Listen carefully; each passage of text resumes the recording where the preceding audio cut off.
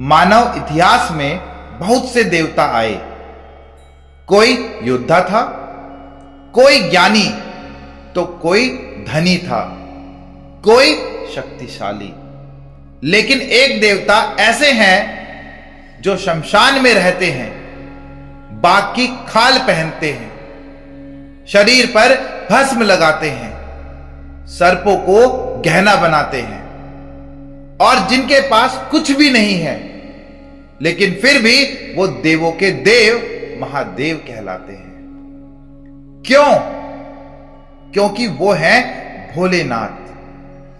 लेकिन भोले का मतलब क्या है?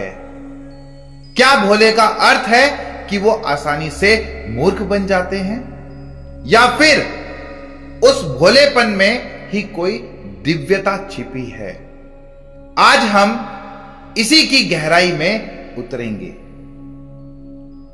आज की दुनिया में चालाक लोग सफल माने जाते हैं। स्मार्ट बनो, दिमाग लगाओ, मैनिपुलेट करो, यही सिखाया जाता है। लेकिन सोचिए, शिव सब कुछ जानते हुए भी राक्षसों को वरदान क्यों दे देते हैं?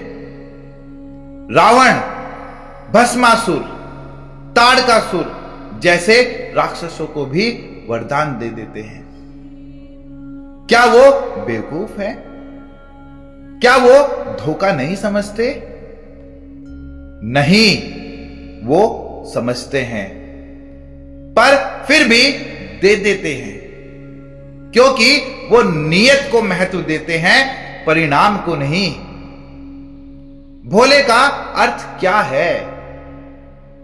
भोले का अर्थ है जिसका मन सरल है, जो छल कपट से परे है, जो त्वरित भाव में बह जाता है। शिव के अंदर कोई राजनीति नहीं है, कोई द्वेष नहीं है। उनके सामने अगर कोई सच्चे भाव से खड़ा हो जाए, चाहे वो दैत्य हो या देवता, शिव उसका साथ देते हैं। वो ये नहीं देखते कि सामने वाला कौन है, वो ये देखते हैं कि उसका भाव कैसा है। क्यों शिव असुरों को वरदान दे देते हैं? यह सवाल हर किसी के मन में आता है। रावण को शिव ने इतना बड़ा वरदान क्यों दिया? भस्मासुर को क्यों दिया? क्योंकि वो वरदान भक्ति के बदले था, बुद्धि के बदले नहीं। शिव किसी की भक्ति से इतने भावुक हो जाते हैं कि वे दया और करुणा के सागर बन जाते हैं। यह भोलापन नहीं, यह उनकी उदारता और अहंकार शून्यता का प्रमाण है। भोलेनाथ सबसे ज्यादा एक्सेसिबल देवता हैं, उन तक बहुत आसानी से पहुंचा जा सकता है। किसी अन्य देवता की पूजा के लिए आपको विधि विधान चाहिए, लेकिन शिव के लिए एक बेलपत्र, एक लोटा जल और एक सच्चा मन, बस, और हमारे शिव प्रसन्न हो जाते हैं। उनके लिए कोई प्रोटोकॉल नहीं चाहिए। वो प्रोटोकॉल नहीं, भाव देखते हैं।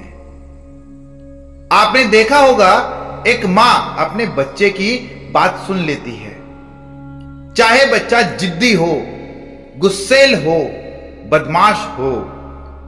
क्यों? क्योंकि वो मां है। वो बच्चे के चेहरे नहीं, दिल को देखती है। शिव भी वैसे ही हैं, जो भाव के पिता हैं, स्टेटस के नहीं।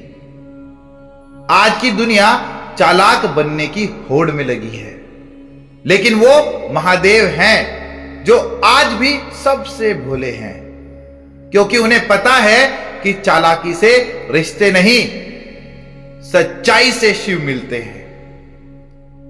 इस सावन एक बार कोशिश करिए, भोले बनिए, भोलापन लाइए, क्योंकि भोले बनने में कमजोरी नहीं है, बल्कि वही सबसे बड़ी शक्ति है। आओ मिलकर बोले हर हर महादेव।